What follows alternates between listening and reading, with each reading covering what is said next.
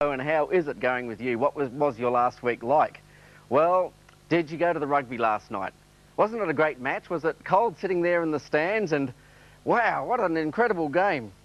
Well, what about other matters back home? Have you been noticing at the petrol pump the prices continue to go up and up? Is your family also, like mine, starting to feel the pinch a little bit? But imagine what it would be like to be Kiwi Scott Dixon. Now, Scott Dixon has invented a brand new way of spending fuel while making a profit. He just won the Indy 500 car race. $2.3 million paycheck. Wouldn't you like to be able to spend fuel like that and make that much money for the exercise? That's one sure way to beat the budget blues. Now, today we were going to explore the question, how is it that some Christians say that Jesus is the only way to God? What if someone is unlucky enough to have never even known about the name of Jesus? Isn't that a bit unfair? And isn't the belief that my brand of Jesus is the only way what drove the medieval crusades? Think about the Inquisition, the Protestant wars. And even in our times recently, haven't there just been too many battles over this name or that name or the other name? What do you think? We're going to explore that question next week.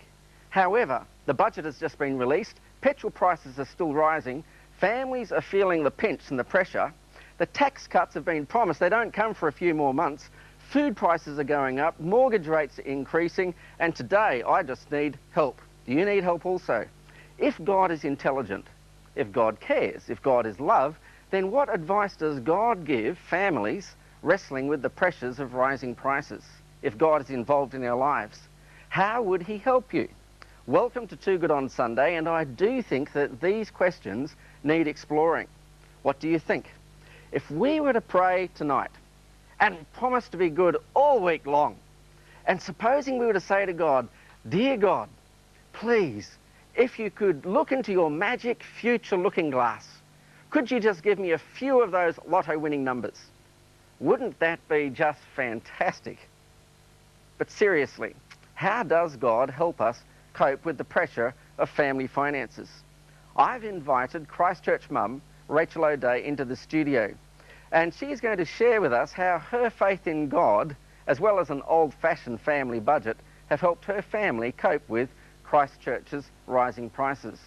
So Rachel, I just wanted to say welcome to our studio today. It's good to have you here. And your family, you live in... Upper Riccarton area. Yeah, Upper Riccarton area. Oh, okay, okay. And you've got... Two boys. Two boys and your husband Mark? Yep. Okay, and the boys are at school? Yep. Okay. And how are they finding school? Okay, yep. Yeah, yeah. And have you noticed the prices of everything are going up slightly? Yeah, petrol in particular. Petrol in particular. That's been really standing out in your mind. Yeah, okay. And the boys are getting older, of course.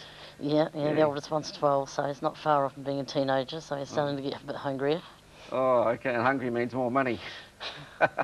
Now, Rachel, can I ask you, I understand that you believe in God. I do. Yeah, okay. How does God actually help with a family budget?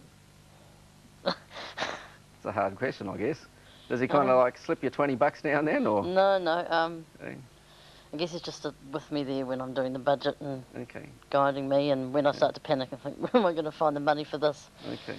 I've got to stop and remind myself to trust in him. He always finds a way, no matter how big the So God kind of can help you with the worrying about it? Yeah. Yeah, okay. And because you pray to God and you believe in God, does that mean that for you, money's just an easy thing? Or it's still a bit of a hard job? It's still a bit of a hard job, but it's having him go beside me helps not to stress out too much. Okay.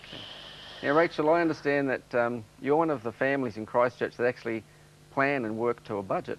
I do, yeah. Yeah, yeah. It's just like the New Zealand government planning theirs, but you do it at a family level. Can you share us, when do you plan your family budget? How does it work? Well, I actually sit down each December and look at the next year coming up, and I do a basic budget for the whole year, and I have it all neatly done in my notebook, and then then after that I leave it for a bit, and then at the beginning of the year I just take each fortnight. I pay out bills fortnightly because that works best, so then I just look at each payday fortnight to fortnight and just make adjustments here and there. Okay. So you actually plan the whole year's budget in December? Yeah. That's impressive. What feeling do you get having planned a budget? What does it... Why? I don't know, it just gives me peace of mind, I suppose. Okay. I don't know. So you know your plan for what's going to come in? And... I like structure, I guess. I like to know where I am, I guess. Okay. And the feeling of structure, knowing where you are, and okay, it gives you peace in your mind. Yeah. Yeah, okay. Is having a family budget something that you'd recommend to other people? Yep. Yeah, okay. So you plant in December, you work on it fortnight by fortnight? Yeah. Okay. Well, thank you, Rachel, very much. Rachel does believe in God. She believes that God helps her cope with the pressure of family finance, but she also applies the old-fashioned concept of a family budget. And the budget helps her family cope with the pressures of rising costs. Now, we're going to travel to the ancient land of Qumran. You see, how to cope with limited resources and use these to bring about success in our daily life is something that's been around for thousands of years. This problem isn't new, it's always been here. How did the ancient people of Qumran city cope with limited resources?